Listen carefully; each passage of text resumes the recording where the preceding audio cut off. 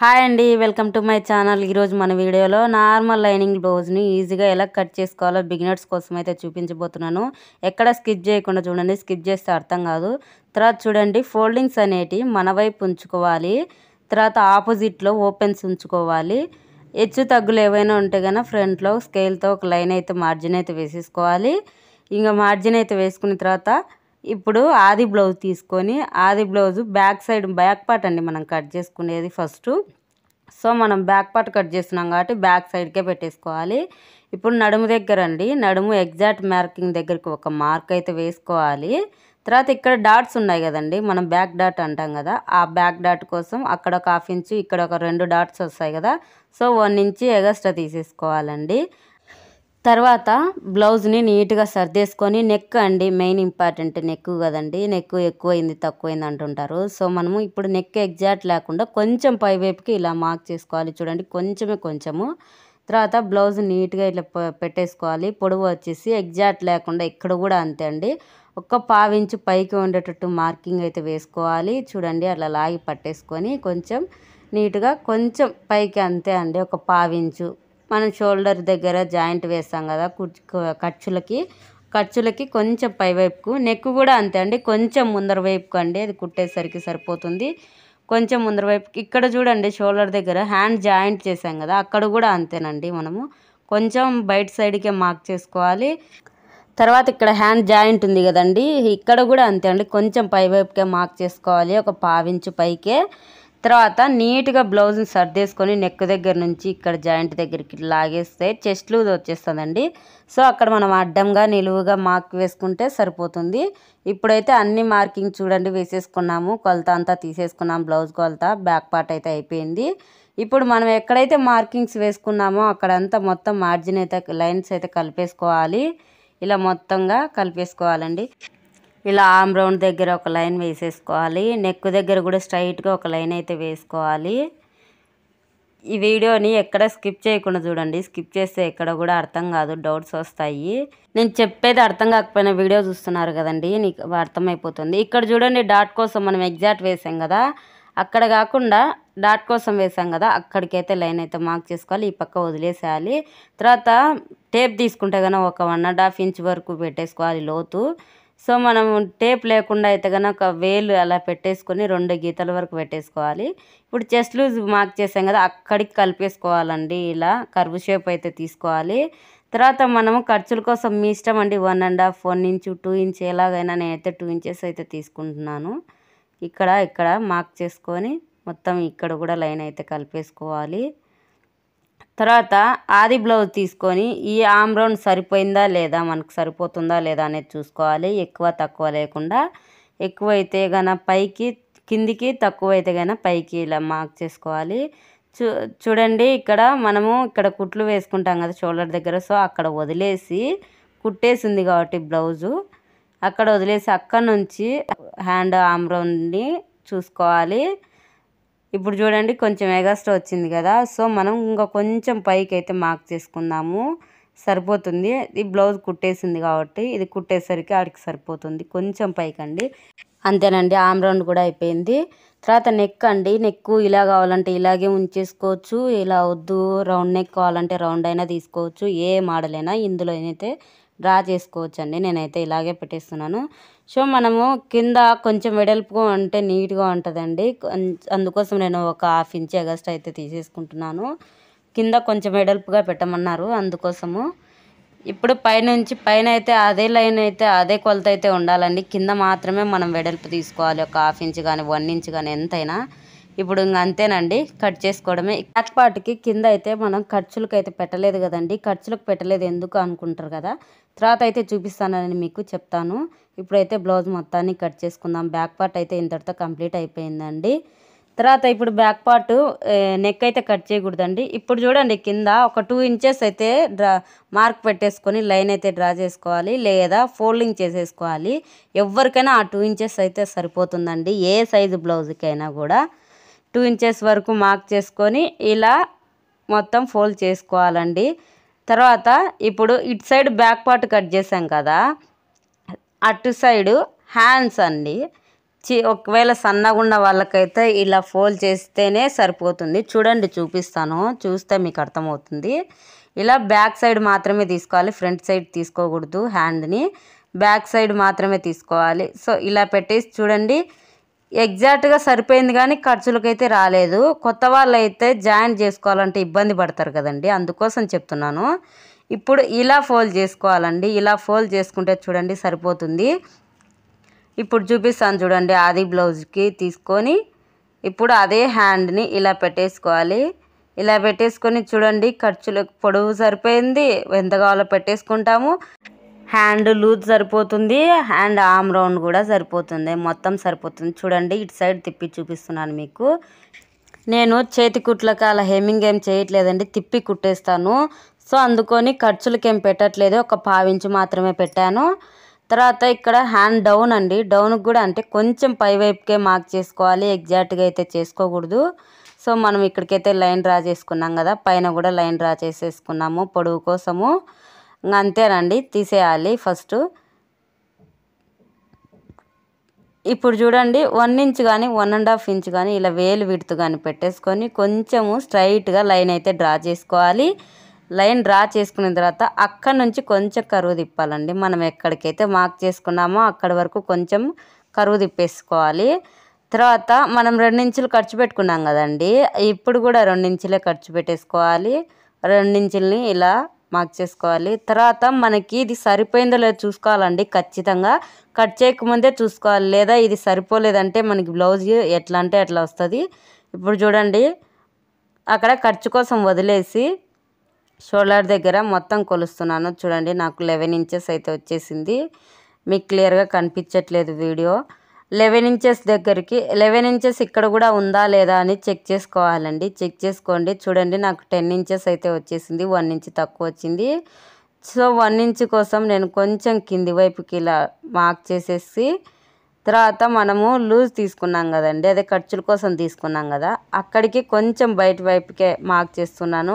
ఒక 1/2 ఇంచ్ అక్కడ, ఒక 1/2 ఇంచ్ ఇక్కడ, ఇంకా సరిపోతుందండి. అక్కడికి మనకు లెవెల్గా సరిపోతుంది. ఇప్పుడైతే కట్ చేసుకుందాము.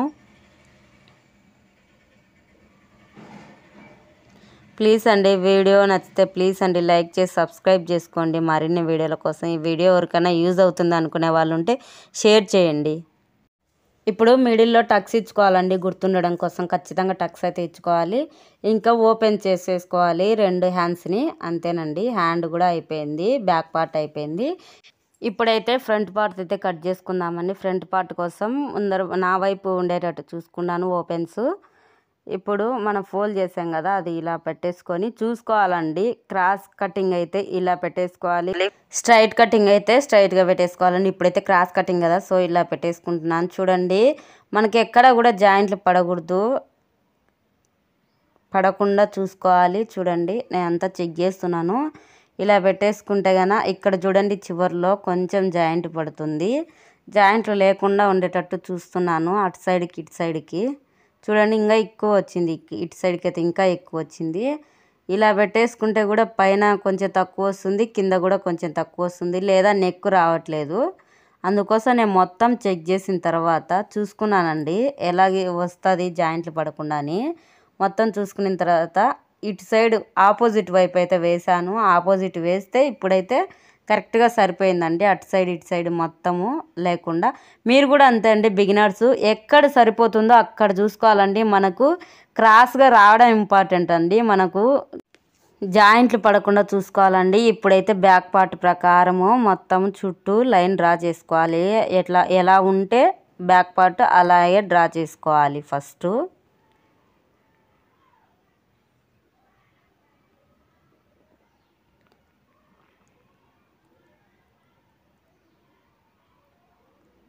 ఇలా డ్రా చేసుకున్న తర్వాత నెక్ దగ్గర కూడా మనము గుర్తు కోసము ఇలా పెట్టేసుకోవాలి. నెక్ దగ్గర, కింద ఖర్చుల దగ్గర పెట్టేసుకొని ఇప్పుడైతే తీసేసుకుందామండి. ఇంకా అయిపోయింది, బ్యాక్ పార్ట్తో పని లేదు మనకి.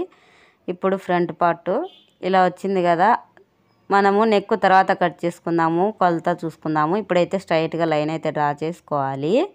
డ్రా చేసుకున్న తర్వాత ఇక్కడ చూడండి ఆర్మ్ రౌండ్ డౌన్ దించాలి కదండి, డౌన్ లోతు తీయాలి కదా. సో మనం ఇప్పుడు అక్కడ మెయిన్ మిడిల్లోకి ఉంది కదా, మిడిల్లోంచే కిందికి ఒక్క పావించి సరిపోతుందండి తీయాలి. మొత్తం లైన్ డ్రా చేసుకున్న తర్వాత ఇప్పుడు నెక్ చూసుకుందామండి. మీకు ఇటు సైడ్కి తిప్పి చూపిస్తాను. ఆది బ్లౌజ్ తీసుకోవాలి. ఫస్ట్ ఆది బ్లౌజ్ తీసుకొని మీకు ఇటు సైడ్ నుంచి చూపిస్తున్నాను చూడండి, కనిపిస్తుందని. ఆపోజిట్ వైపు పెట్టేసి పైన షోల్డర్ దగ్గర జాయింట్ కోసము కొంచెం వదిలేసి ఇక్కడ చూడండి ఎగ్జాక్ట్ కాకుండా కొంచెం పైకి ఒక పావించి పైకే మార్క్ చేసుకోవాలి. తర్వాత ఇక్కడ డాట్ ఉంది కదండి, డాట్కి కుట్టుకి ఒక హాఫ్ ఇంచ్ పోతుంది కదా. సో మనకు 1 ఇంచు మార్క్ చేసుకోవాలి కిందికి, లేదా గుర్తుండడం కోసం 4వ ఉక్స్ దగ్గరికి అయితే మార్క్ చేసుకోవాలండి, సరిపోతుంది. ఇక్కడ మెయిన్ డాట్ కోసం అండి, ఇక్కడ కూడా అంతే అండి. పైన జాయింట్ కోసం వదిలేసేసి కుట్లల్లోకి వదిలేసుకొని అలా ఇలా క్రాస్గా పెట్టకూడదండి, స్ట్రైట్గా షోల్డర్కి స్ట్రైట్గా అయితే మెయిన్ డాట్ ఖచ్చితంగా ఉండాలి. కుట్టుకు కింది వైపుగానే పెట్టేసుకోవాలి ఖర్చు కోసము. ఇక్కడ కూడా అంతే అండి, ఆ మధ్యలో కుట్టు ఉంది కదా, ఆ కుట్టుకు కొంచెం కింది వైపుకే అండి షేర్ బెల్ట్ ఇలా వేసేసుకోవాలి, అంతేనండి. ఇప్పుడైతే రౌండ్ నెక్కే కాబట్టి ఫ్రంట్ పార్ట్కి అలా కరువు తిప్పేసుకుంటే సరిపోతుంది. చూడండి మనకి ఎక్కడా కూడా జాయింట్లు పడలేదు. సో ఇలా పెట్టేసుకోవాలి. ఇప్పుడు ఆ డాట్ ఈ డాట్ కలిపేసుకొని మెయిన్ డాట్ కోసం మధ్యలో కొంచెం ఒక 1 ఇంచు 1.5 ఇంచ్ వరకు స్ట్రైట్గా అయితే పెట్టేసుకోవాలి. పెట్టేసుకొని ఇక్కడ ఖర్చులోకి మధ్యలోకి లైన్ రావాలండి, లాస్ట్లో ఖర్చులో కలిసి ఇటు సైడ్కి డ్రా చేసుకోవాలి. ఇప్పుడైతే మొత్తం కట్ చేసుకుందాము. ఫ్రంట్ పార్ట్ కూడా కంప్లీట్ అయిపోయిందండి. బ్యాక్ పార్ట్ అయిపోయింది, హ్యాండ్స్ అయిపోయినాయి, ఫ్రంట్ పార్ట్ కూడా అయిపోయిందండి.